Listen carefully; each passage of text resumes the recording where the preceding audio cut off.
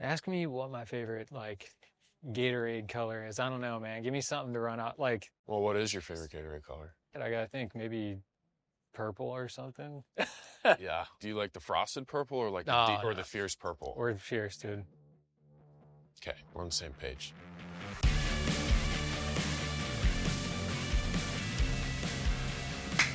Oh my God. All right. Perfect. That was a good one. Great I start. know, man. Not Gatorade, but we just did talk about coffee. Yeah. What coffee are you making for yourself? Are you hitting just a shot? Right off the rip in the morning, it's double espresso. If I'm feeling, Double. yeah, if I'm feeling fancy, I might put like a little orange peel in there. Oh my gosh. All right. That is fancy. Yeah. I've never done that. I mean, orange and coffee goes really well together. Yeah, shoot. Throw it in there, press a button, maybe 2 or 3 other times throughout the day. Dang. 2 or 3 other times? Dude, you're cranking it in. Oh yeah. I will always hit a second. Always hit a second. Yes. But I actually had the good excuse this morning. I'm still like Australian jet lag right now. So you guys are back from down under. Yeah, down under with the water. We flew back and I'm just like so shot, and then my dog has been waking me up. He's almost throwing up the last like 2 nights. Sick. Just puts his head out and he does the yeah, like the convulsion. Yeah, and I have my dog fatherly instincts where I just like elite superpower, jump up, grab a towel, and I'm catching this. Right. But then it's 4 o'clock and I'm awake, so then I'm just in the dark cooking espresso shots over and over and over. Why not? And then we're awake, dude. Yeah. Yeah. Because 4 a.m., what time is that in Australia? I think it's like at 18. Like my birthday just passed and I was there. I had like a full 48-hour birthday, basically. I mean, that doesn't suck. That's awesome. Great. Yeah, it was awesome. What was your favorite show there that you played? We did this small club show. It was like 1,000 cap show, and it was like no barrier. Mm-hmm.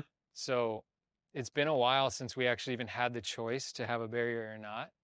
But there's like the deep part of our DNA as a band to be like dodging kids, stage diving and moshing, and like there's a little less pressure to play perfectly because everybody's right there. Like you share a little bit more of the interaction easier. Right. But it was like such a good throwback to like no frills, like don't worry about the production. It's just play the show, play the songs. And like truly the whole time, like dodging stage divers, pedals get stomped, cables get yanked, like the whole ordeal.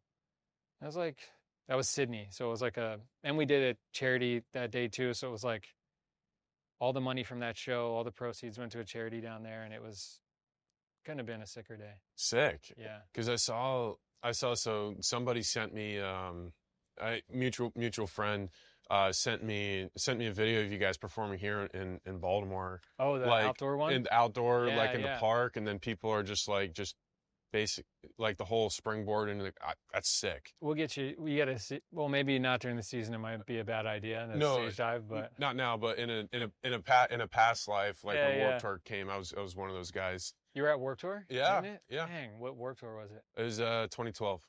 2012 in St. Pete in Vinoy Park. Dang. Yeah. Who was the headliner? Who was the biggest band? I mean, All Time Low, 4 Year Strong. The Gang, yeah. And then Story of the Year. And then I think of Mice and Men. Oh shoot. We are in 2012. That was Yeah, Second and Sebring. That was the last song of the day. I remember that. Absolutely epic. Yeah. That's so sick, man.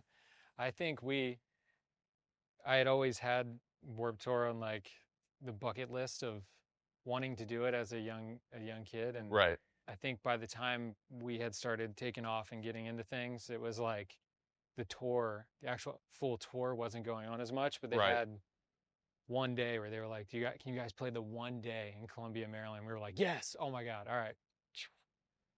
Box checked, and like my mom's standing on the back of the stage like, well, I've known about Warped Tour forever. So it's like, and my brother, he's the one that got me into it all. He's like, dude, Warped Tour, that's crazy. Yeah, it's a fun, I mean, it's a fun thing. Yeah. It's kind of, all right, so our version of the 1,000 cap show compared to like the big show, is there a version of baseball that similarly you have a nostalgic feeling for, like when you were in high school or something, and there wasn't a ton of people? College is different, but there was just one summer I played in this Summerwood Back League. It's called the Northwoods League, and I feel like what you're talking. It's like you're 1,000 cap, but like energy's high. Yeah. People are into it. Still but care like, just as much. coming from like playing in like super hostile SEC environments, and then going to kind of like a rowdy but also wholesome family fun environment. Yeah. Where it's like it's baseball, it's parents are having a beer, kids are having hot dog and popcorn and cotton candy. Yeah. It's summertime, weather's good energy, but it's just like it's very good and wholesome. And it's like less pressure from 20 different sources and just people putting pressure on themselves to play good baseball, and right. People just want to be entertained and right. Dang. Yeah, that's my kind of I love that. That's pretty sick. That did spark a thought in my brain, like we don't have, in our scenario, we don't have hecklers really. You know what I mean? Because if it's like our show, people are coming there to see us, they actually like us. But similarly, like every game you probably have somebody heckling you.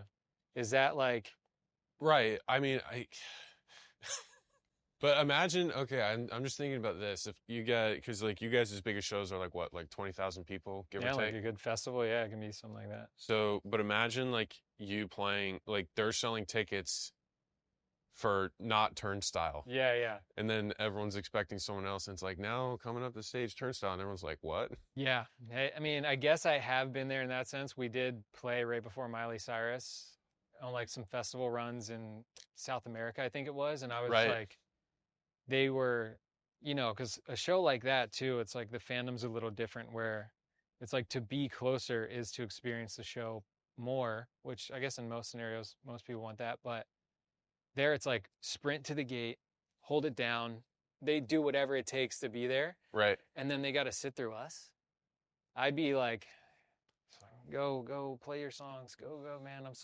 But that's kind of what it was. Like there's 20 rows back of people that are like, I sprinted to get to this spot. I don't want to see you. But I bet you they're moving and grooving by like middle of the set, end of the set. They're like, wow, like this is sick. Yeah, it turns like a different little mindset on where you're like, well, now I'm still playing and I want to play as best I can, but I really want to see this angry person be into it at the end. It's like you got a goal now to like win these people over, and that's like similarly, I guess in baseball, all you can really do is just prove them wrong and shut them up. You're like, well, watch this. Here's a home run that's 480 feet or something, and they're like, okay, well, all right, boo anyway. But yeah, right. Dang. What's you've played here? Yes. Not that many times, or like maybe 2020, 21, 23, and last year. So four series. I think maybe like at least 12 games here. Yeah. I mean, I would say Baltimore is not a big like heckling city, like a big heckling crowd. Did you, when you were playing on the opposing team, did you find it to be a welcoming crowd, or like just kind of a competitive situation? So the thing is, it's like what I've noticed here. It's like everybody is like they're just supporting like the home team. Yeah. Where let's say if you're at like a rival stadium, like and like you hear the boos. It's almost like getting that reaction. It's honestly like it's empowering. Yeah. As opposed to like if the home fans like just ignore you and just kind of like stay on their guys and like are just support, like that's really in supporting, and especially for your own team. I think it's incredible. I mean, as a fan, since I guess you're born and you kind of, especially in American sports, you're like, I'm born here. This is my team. Mm-hmm. And Baltimore is so close to like everything else that it's almost like it's traitorous to be a fan of like Philly or the Yankees or anything. So when they come in, it's almost like, nah, we're here. It's a cool little thought. I mean, yeah, it's here. I mean, people like their heels are dug in, and everybody is like so in, and they just want to see the team like do well, because if the team does well, like the one thing I've noticed here is like everyone it's like it's not just prideful, but it's like everyone from here just loves repping the city. They love Yeah, dude. repping the area, and that doesn't leave. And it's like no matter what, it's like if the team does well, like the city and the area does well. Yeah, I mean, like realistically, New York's 3 hours. Like you can go to so many other cities around. Baltimore is this little tiny hub that kind of is like no one wants to leave. So it is like it's like you're saying, you dig your heels in and you're like, nah, man, like temptation for any normal human would be right there. It's so close, and you can fly south and get warmer. You can go north and be in a big bustling city, but it's like we got that. Mm-hmm. We got that. I mean, we've toured forever and ever, and every time I come home, I'm like, nah, we have the same things everybody else has that they would enshrine about their city, but then you get the people who are kind of so humbled from, I think, being on the East Coast and specifically in fandom, not always being at the top. So Mm-hmm. it always felt like you're underdog mode, which I think just it's a good like strong mentality of a city.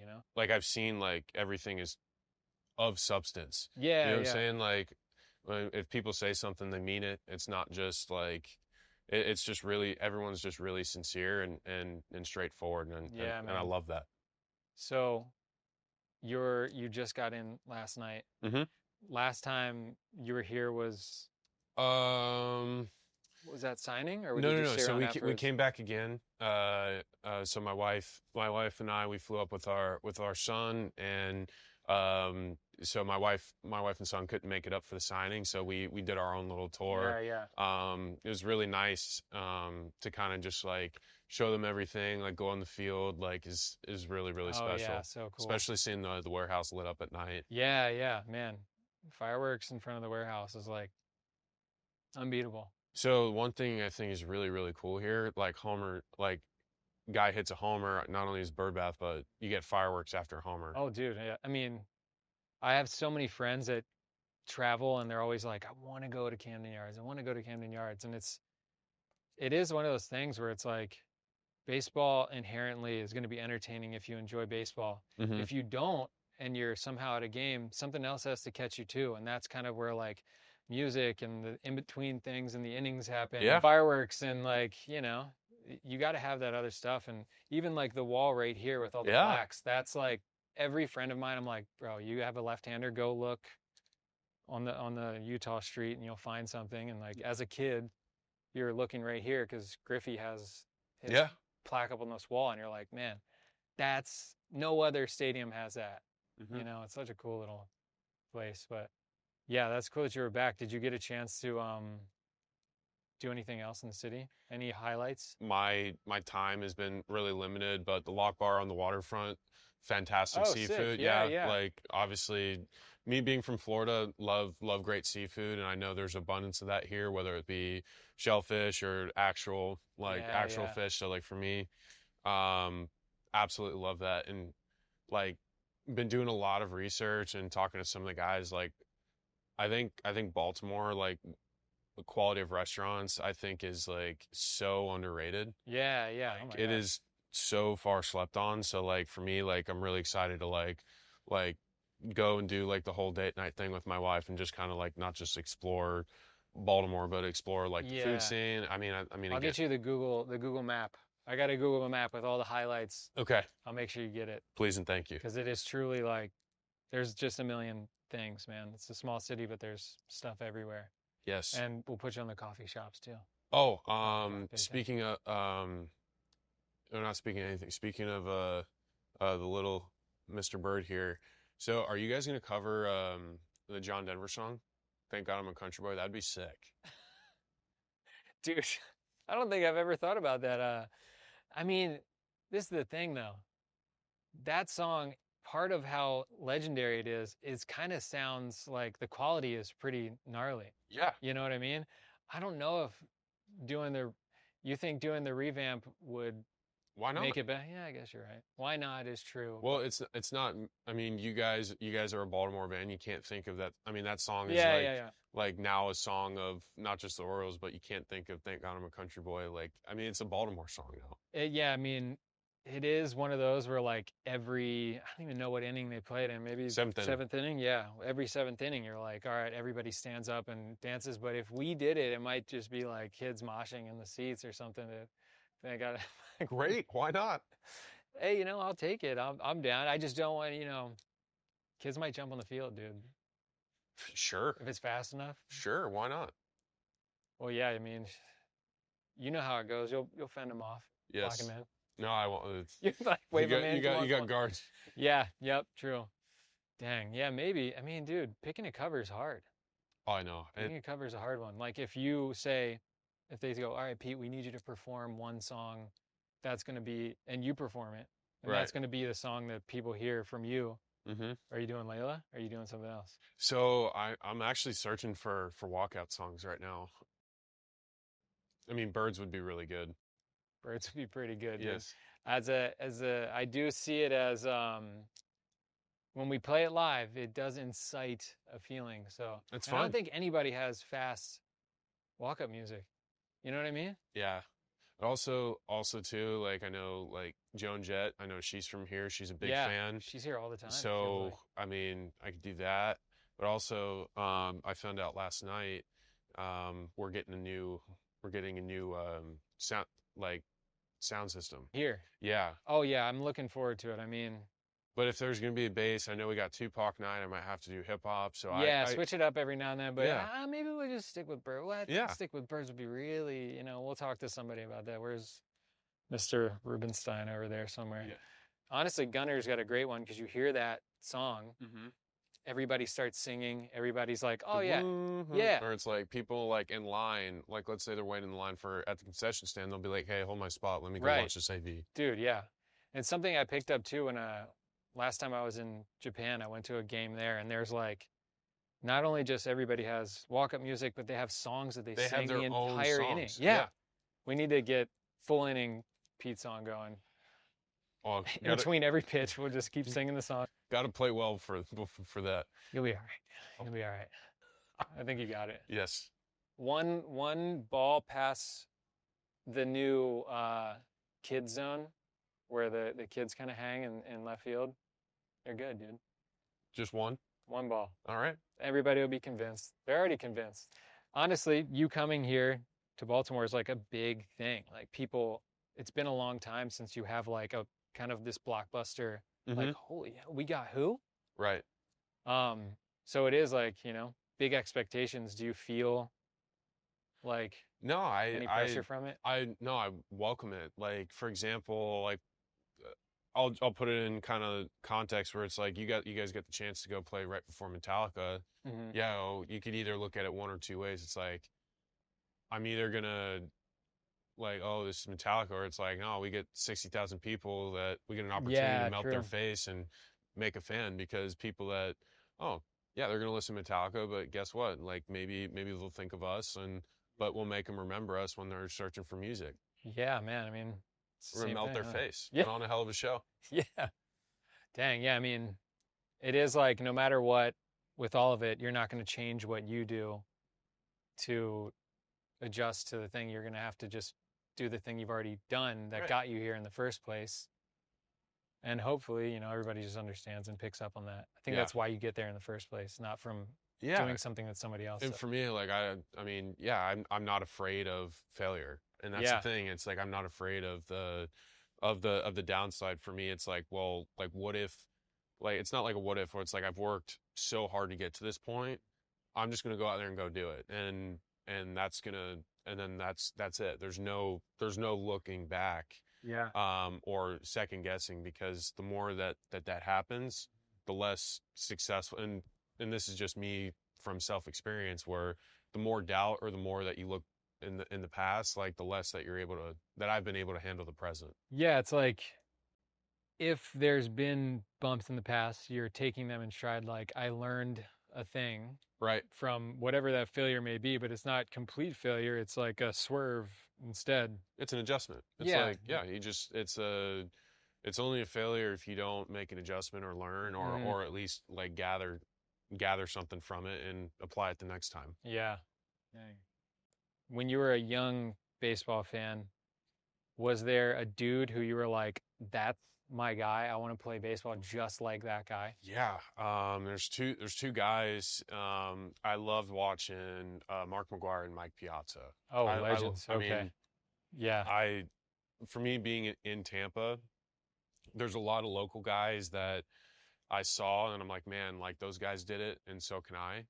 Like Luis Gonzalez, Tina Martinez, Gary Sheffield, Oh, like those dude. guys were like from Tampa. Oh, really? I didn't know Yeah, that. Oh, wow. yeah. And it's like also being younger, it's like where I have like my heroes, and then I watch certain guys like that, like from the area. Also, Wade Boggs was a little, I mean, before my time, but Wade Boggs from Tampa as well. Dang, Went to I my didn't high know that. school. You just look on, it's like, oh yeah, of course that guy's from Tampa. Of Yeah, course. yeah. I mean, the baseball culture's there, so it's like you have people in the past and in the present that are Yeah, doing it, yeah. and it's like, man, I want to be like those guys. Right. And Yeah, they I gave me the mean, blueprint.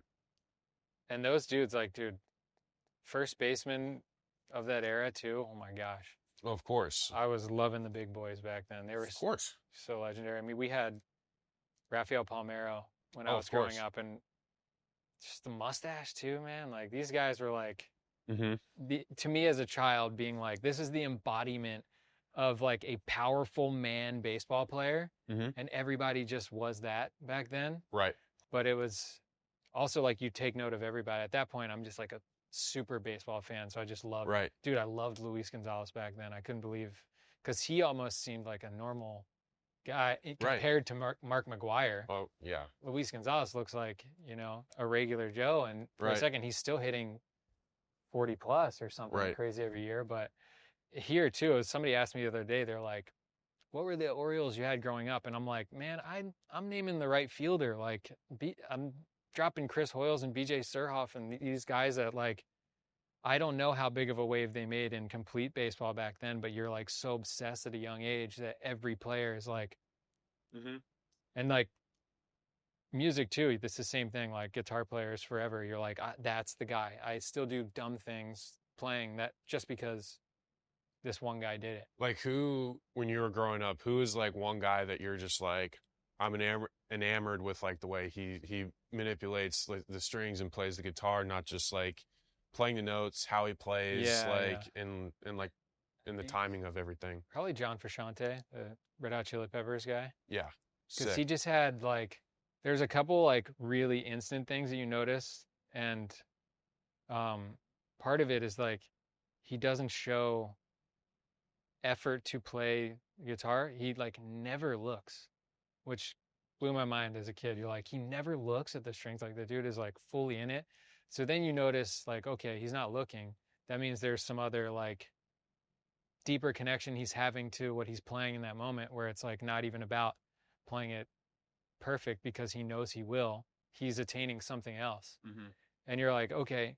And a lot of it too, as a kid, because you just mentioned him earlier, Story of the Year. I remember loving that band as a kid and being like, that guy spins his guitar like when he throws it around, and I'm trying to do that, and then I'm like, I can't do that, dude. What am I doing? I can't do that. I just want to be like that dude who's like, I don't even look at the guitar. I'm just feeling what I play, and they can just play anything for so long, and still, I'm like, there's no way I'll ever touch that type of like, I don't even know what it is. It's above skill. It's a different thing, but it's one of those things where you start to dissect like every little part of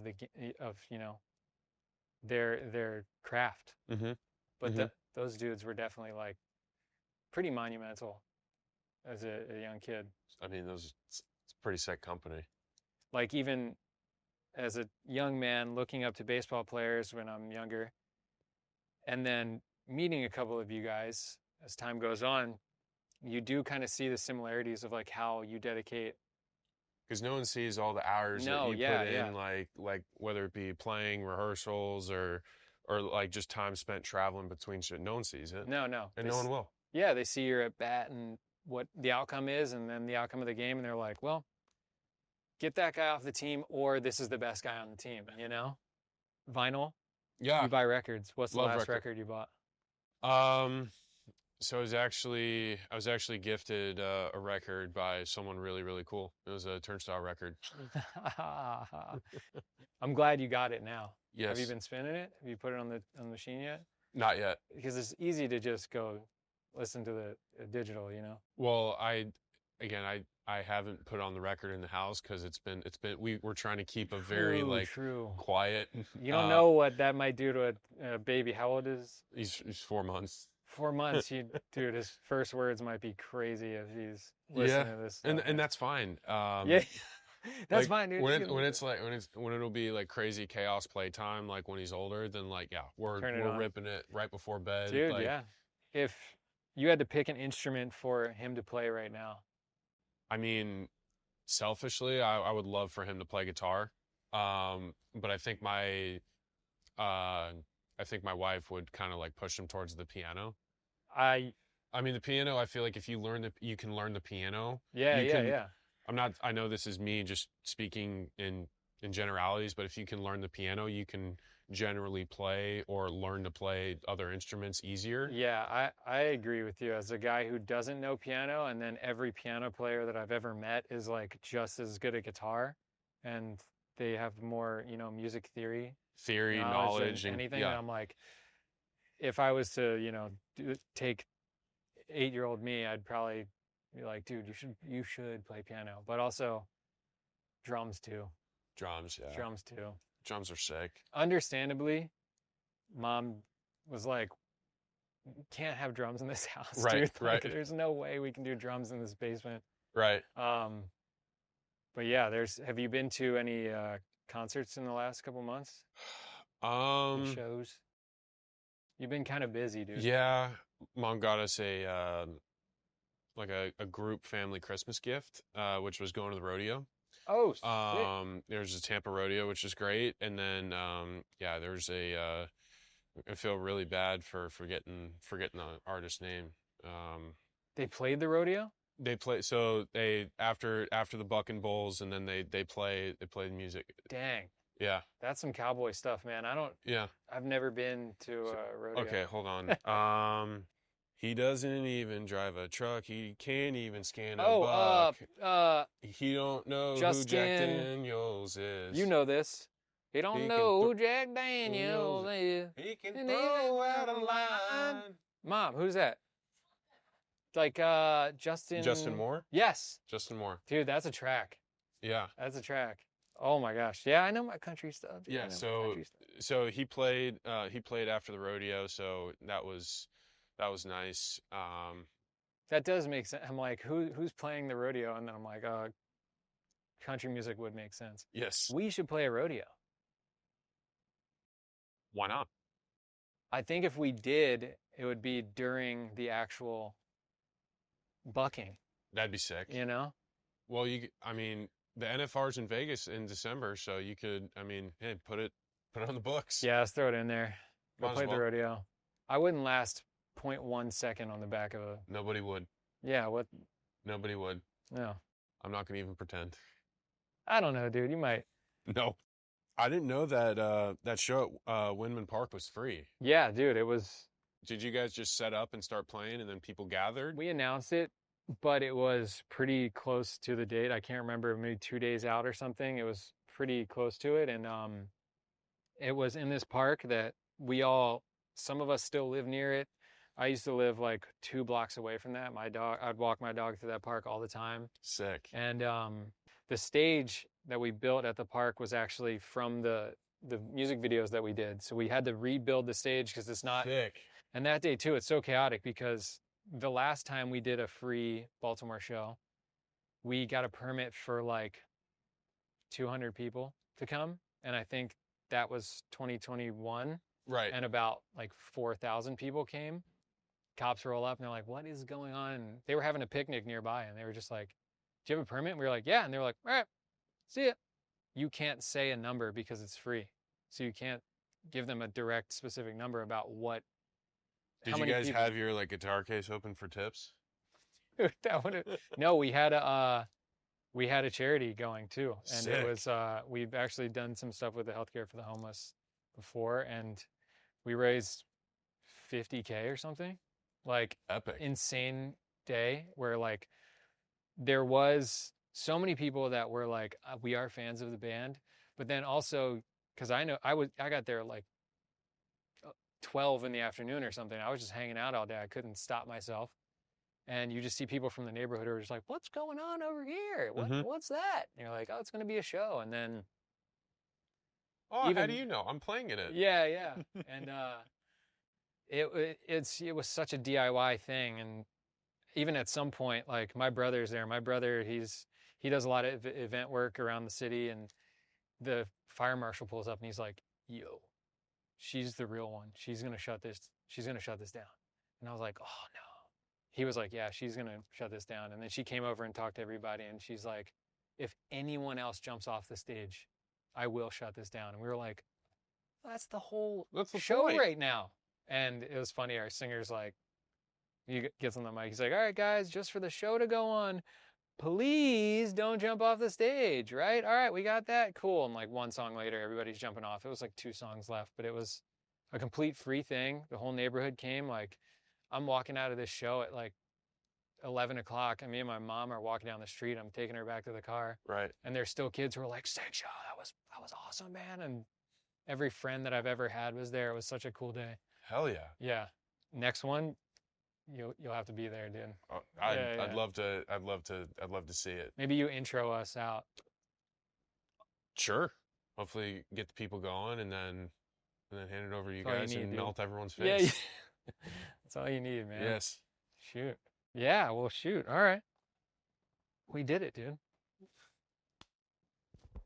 You're doing this. Yeah, man. Thank you. Of course. Is this your bat? No, that's not my I was going to say. The new bee hat is sick. Yeah, is this I'm the a new fan. one? Yes. Yeah, I love having the bee on the front, dude. Come on now. Yeah, big fan.